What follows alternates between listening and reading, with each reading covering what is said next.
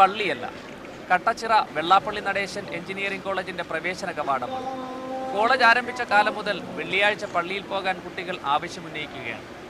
സമരം ചെയ്ത് കാര്യം നടക്കാതെ വന്നപ്പോഴാണ് KSUവിന്റെ നേതൃത്വത്തിൽ മിമ്പറും മുസല്ലയും ഒരുക്കി ജുമുഅ നമസ്കാരത്തിന് വേദിയൊരുക്കിയത്.